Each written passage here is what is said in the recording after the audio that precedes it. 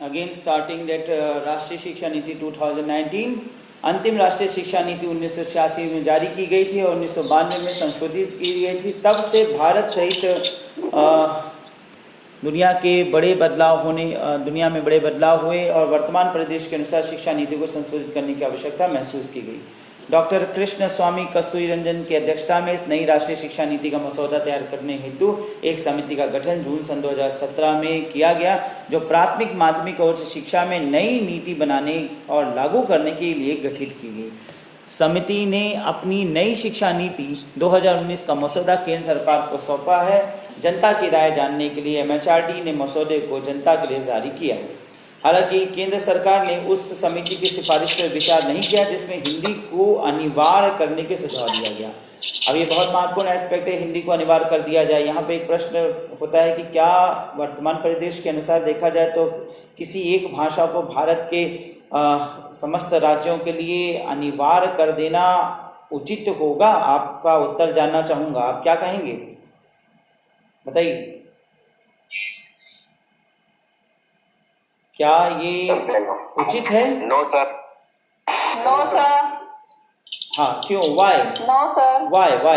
I want to know feedback also. Why? क्यों? The reason behind that?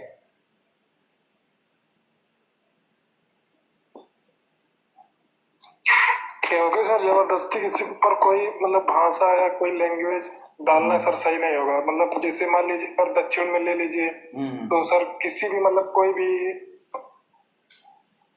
यहाँ कोई भी भाषा नहीं है, ये एक राष्ट्रीय भाषा है। और जब प्रश्न उठता है कि अंतर्राष्ट्रीय लेवल पे हम हिंदी को अनिवार्य बना दें या अंतर्राष्ट्रीय स्तर पे हिंदी को पहुंचाएं, अंतर्राष्ट्रीय मंच पे हिंदी एक प्रमुख भाषा बने, तो क्या भारत में इस भाषा को अनिवार्यता देने से कतराना क्या ये ठीक है? बताइए। नो सर, क्योंकि हर एक स्टेट की अपनी अलग अलग लैंग्वेज होती है और फिर अगर मान लीजिए किसी अदर स्टेट में जाते हैं और हमें अगर उस स्टेट की लैंग्वेज नहीं आती तो वो प्रॉब्लम क्रिएट करेगा कहीं ना कहीं। ऐसे में एक और बात होती है कि अब हिंदी के जगह पे लोकल एक भाषा भी रखा जाए, हिंदी को भी अनिवार्य बनाया जाए और फिर अंतर्राष्ट्रीय स्तर के लिए देखा जाए तो इंग्लिश को भी सीखा जाए। तो एक व्यक्ति को 3 भाषा सीखना पड़ेगा, यानी एक रीजनल लैंग्वेज के बाद एक नेशनल लैंग्वेज और उसके बाद एक इंटरनेशनल लैंग्वेज। तो क्या ये व्यवस्था ठीक होगी? What do you say about that? No sir, नहीं। ये भी ठीक नहीं है। तो फिर क्या सजेशन होगा? क्योंकि ये जनता के सजेशन पे छोड़ा गया है। The government has left it on the suggestion of the government, on the people. The people will suggest whether this is right or not. What should we opt for this policy of making Hindi an important recommendation of important language suggestion? Hindi should be the best and the compulsory language. Yeah. बताइए।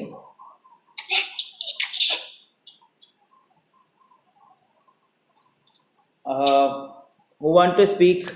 कौन बोलना चाहेगा इस संबंध में? I want to know. Sir मेरा मानना है सर जो स्टेट चाहे वो अपने हिसाब से सर अपने यहाँ पर हिंदी को मतलब अनिवार्य भाषा के रूप में सर अनिवार्य कर सकता है। ओके सर, ये नॉर्दर्न स्टेट्स जो है, नॉर्दर्न स्टेट्स तो कहीं चलिए एक बार मान लीजिए कर भी लेंगे, लेकिन सदर्न स्टेट बहुत ही स्ट्रिक्टली फोर्स कर रहे हैं हिंदी को एक मेन वो करने का।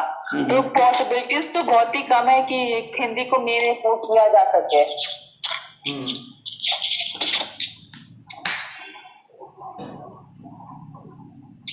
बिल्कुल सही बात है।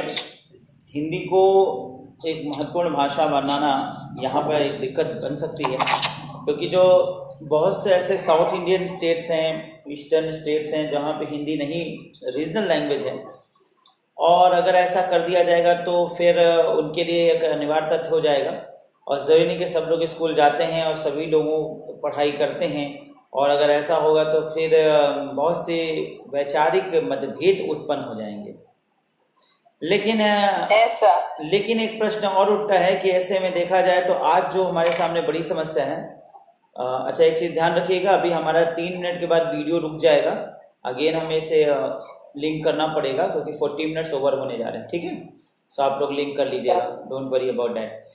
तो आज जो एक मेन प्रॉब्लम है, एक इशू है, वो ये है कि अगर हम साउथ इंडिया में जाते हैं तो हम देखते हैं वहाँ से बहुत से लोगों को हिंदी नहीं पता है, और हिंदी ना पता होने की वजह से हमारे नेशनल लीडर्स, अगर हम देखें तो हमारे प्रधानमंत्री जी की मैक्सिमम भाषण जो है वो हिंदी में देते हैं। बहुत से अगर आप सांसद सदस्यों को देखें तो मैक्सिमम लेवल पर हिंदी में उनके वक्तव्य आते हैं, प्रधानमंत्री से लेकर कई चीज़ें। और इसके अलावा देखा जाए तो अगर वो इंग्लिश में भी बोलते हैं तो इंग्लिश में एक प्रॉब्लम है कि साउथ इंडियन में रीजनल पीपल जो छोटे छोटे लोग हैं उनको इंग्लिश नहीं आती है, क्योंकि इंग्लिश सीखना उनके लिए इतना ईजी नहीं है, आसान नहीं है, स्कूल वो जाते नहीं है, स्कूल लेवल पर उतनी शिक्षण नहीं है, इंग्लिश अनिवार्य नहीं है। तमाम दृष्टिकोण से जो वैचारिक बातें हैं जो कि नेशनल स्टैंडर्ड से सबको मिलनी चाहिए वो नहीं हो पाती, एक बड़ी बाधा है। हमारे उनके बीच में एक प्रकार से एक बहुत बड़ा बफर है। अगर देखें तो उस दृष्टिकोण से there should be a one common language in for all over the India. We have to think on the both aspects of the coin with a head और टेल। ऑलराइट, हमें हर एस्पेक्ट पे सोचना पड़ेगा कि हेड भी है तो टेल भी है, ना कि केवल सिक्के के एक पहलू पे देखना पड़ेगा। समझ रहे हैं? जी सर। तो जी सर, यह सुझाव बहुत अच्छा था कि हिंदी को अनिवार्य रखा जाए, पर इसमें कुछ समस्याएं हो सकती है तकनीकी समस्याओं के तहत। फिलहाल गवर्नमेंट ने अभी इस चीज़ को दरकिनार करा है कि ऐसा अनिवार्यता नहीं रखा जाएगा, ठीक है।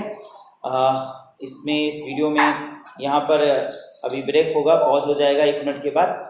अगेन हम लोग अगले पॉइंट को उठाएंगे अगली वीडियो से, अगले मिनट से, ठीक।